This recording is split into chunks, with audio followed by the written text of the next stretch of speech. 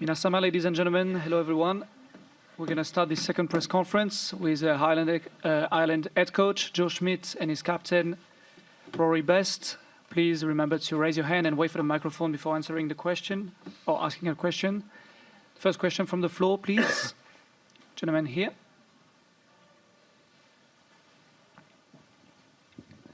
Joe, congratulations on making the quarter-final. What did you like about that performance? And if you could just give us an idea if there's any injuries or anything like that after the game. Yeah, I really like the start again. I think we've started really well in all 4 games. We just haven't continued it, and I felt this time we continued it pretty well. It was disappointing probably to concede the try that we did. Samoa muscled up really well for it, but I actually thought that we were tactically relatively solid once we lost Bundy, because it would have been very hard to play with a huge amount of width. I still felt the try that we got down the short side to make it 4 tries was really effectively done after getting the maul going. Johnny shooting down the short side. Jordan Larmour creating the try for Johnny prior to that. And, in the second half, it probably wasn't great to watch, but it was comforting to know that we were in the right part of the pitch. And we went to a couple of strong points for us with the maul and the scrum and carried close with a man down. That's inevitably probably the strong suit that you're going to play to.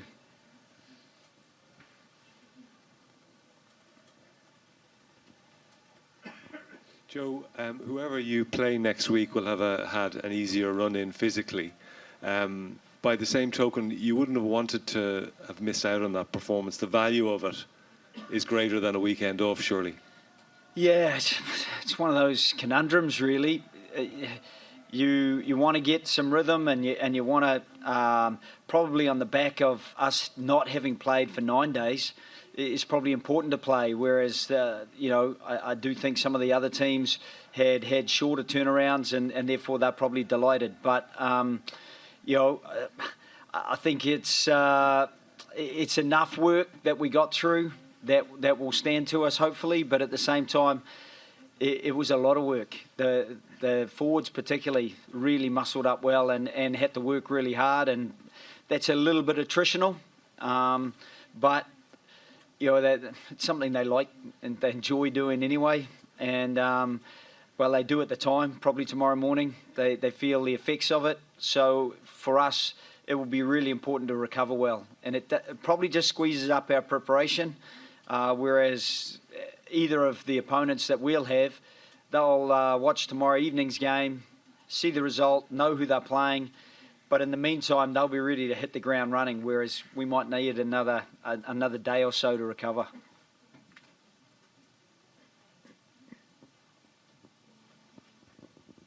Joe, what did you think of the red card decision? And if there is to be a hearing and a follow-up, do you think there are enough grounds there for Bundy Aki not to be suspended beyond this point? Yeah, I spoke to Steve Jackson.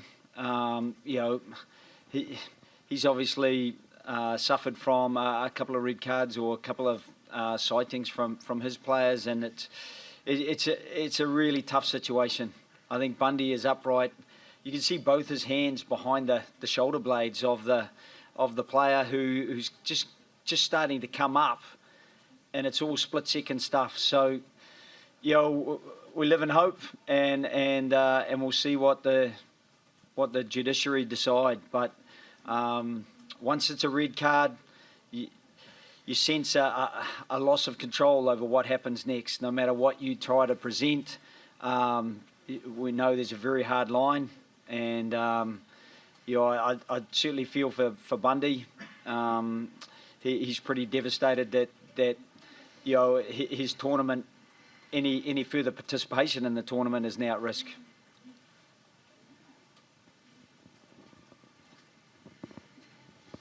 Joe, Steve Jackson said he would.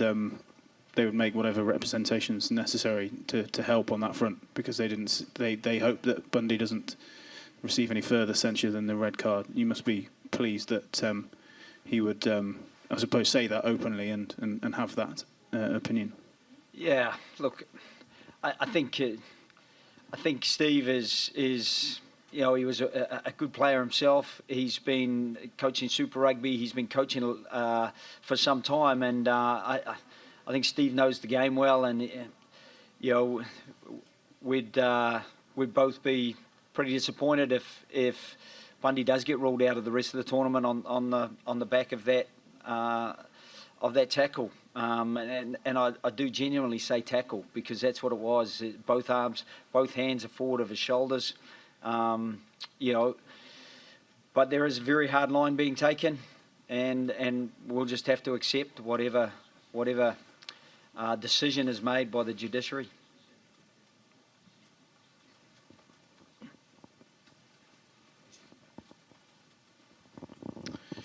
Yeah, question for Rory. When you got that red card from the side, and in hindsight, it looked like you stepped it up a level in intensity, scored a try right on half-time. Is that the way you saw it out on the pitch? Yeah, look, I think it's important to keep your composure when you go down to 14 men. Just tactically, you change a little bit.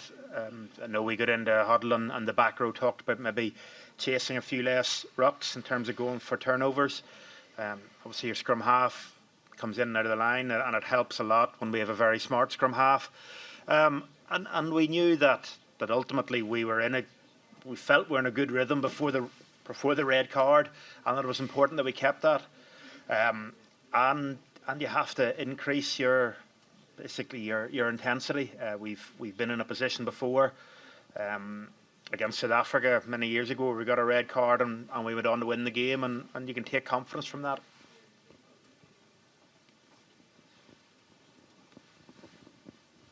Joe, this time 4 years ago, you had a massive body count after the last pool game. Do you think you're in a better position now going into a World Cup quarter-final? Well, we've certainly got more bodies available, and that's a positive for starters. I think there's a bit more uncertainty this time. Last time, once we'd played France, we knew we were playing Argentina. There was some certainty in what we could do to prepare for that. It's a bit awkward, because we've got to wait until that final game in the pool and find out then exactly who we may be playing. So we've got a better body count. I would say that we've got 31 fit players at this stage, as far as I know. And if we lose one of those through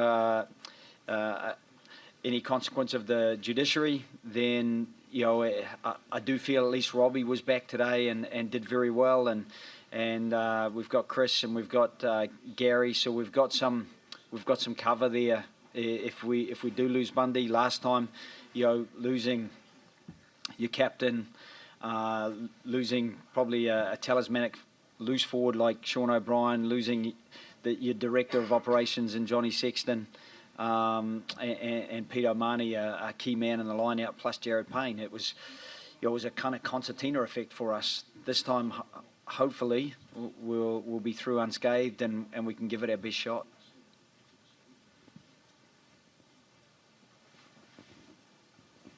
Rory, obviously you know it's going to be either South Africa or New Zealand. You don't know who at this point. It's going to be difficult regardless. With that in mind, topping the group gives you an extra day to prepare and recover. How crucial could that be? Yeah, look, I think that unfortunately with the performance against Japan, whatever, a couple of weeks ago, we kind of lost control of that. But we also knew that 10 points in the next two games would guarantee us a quarter-final. So we've done that, and we'll just have to wait to see what happens tomorrow.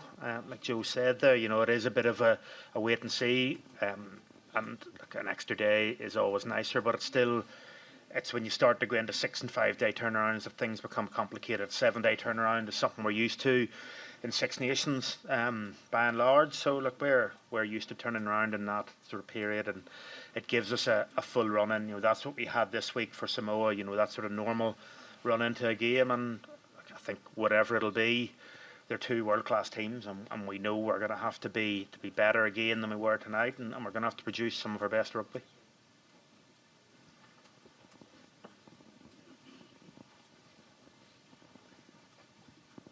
Sorry, gentlemen in the back.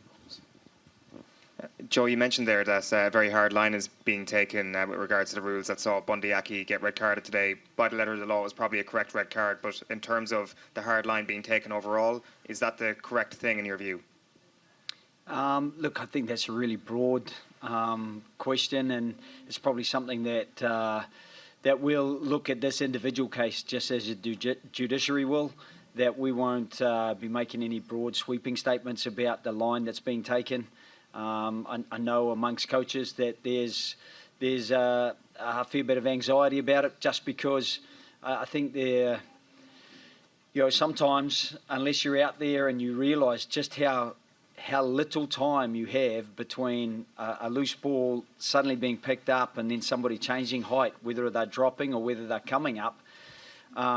Those precious split seconds don't allow a lot of time to modify what you've committed to. So, in the end, whatever decision is made will be made, and it doesn't really count for a lot what I think of it, other than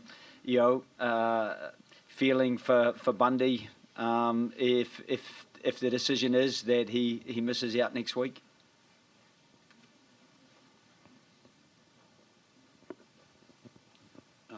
Joe, if it does come to pass that Ireland face the back-to-back world champions in 7 days' time, how would you feel about that? And do you think the team will take more confidence into that game on the back of tonight's performance? Yeah, I feel that you've got to be at your very, very best to have a chance. And the All Blacks are a sort of team that you could play at your best and still not quite get the result, because they weren't number one in the world for 10 years. They're not back-to-back World Cup winners for no reason.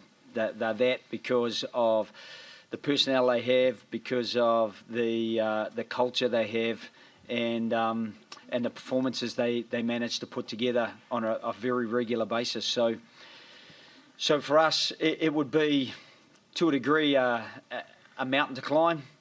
But I think after tonight, the lads they got their boots on, and they've got a few crampons. They've taken a little bit of an ascent. Obviously, the whole thing gets steeper next week. But if it is the All Blacks, then we'll look to scale those heights. Last two questions, here on the right, and then in the middle. Rory, in terms of preparation, what lessons have you learned from your quarterfinals in 2015 and 2011? Is there anything that you're going to do differently this week? Hopefully, we'll win, which will be different from the last two World Cups, which would be nice. Look, I think that you got to try to prepare. We know that it's knockouts, and we said a couple of weeks ago after the Japan game that it's important that we learned our lessons. Over the last two World Cups I've been involved in, we've looked back at quarterfinals and went, you know what, we weren't just quite where we thought we were, and we rolled through two pool stages where we didn't lose a game, and we were full of confidence, and maybe looking back now, maybe a little bit of overconfidence. It's hard to know, but I think it's really important that we look at that Japan week coming off the back of a good performance against Scotland and go, right, well, what stone did we not leave unturned? And that is, it's got to be all about rugby this week, and we'll enjoy a little bit of downtime when it's there to try to take it away from it, but ultimately it is about going to a quarter final and winning it, because it's now knockout rugby and you don't get a second chance at it.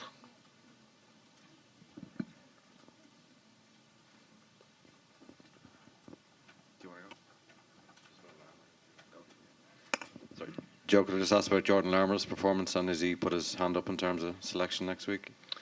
Yeah, I think he keeps putting his hand up, and that's one thing that we really like about him. He puts his hand up no matter where he ends up. I do think, when you think back to that Japan game, Jordan was playing 13, Luke McGrath was on the wing. Jordan ended up back at 13. He actually ended up at 12 tonight, and Keith Earls at 13. I think his flexibility, his enthusiasm is irrepressible. I don't know how many tackles he slipped tonight, but he got the ball under real pressure a few times, and almost created opportunities from having the ball under pressure. When he got the ball with a little bit of time and space to move, I thought, when he took the outside break and got the fend, and then the timing and accuracy of his inside offload to Johnny for the try, it was top notch. So, he's a youngster who we try to have involved. We're just not sure where sometimes, and sometimes he is a little bit maverick, and he wanders around because he's not quite sure which position he's playing at any one time. But part of that's probably our fault because we keep swapping him around. But we swap him around because he's so versatile, and because his skill set and his enthusiasm allow him to survive wherever we put him. And I thought he was really good tonight. Thank you very much, gentlemen. Thank you, everyone.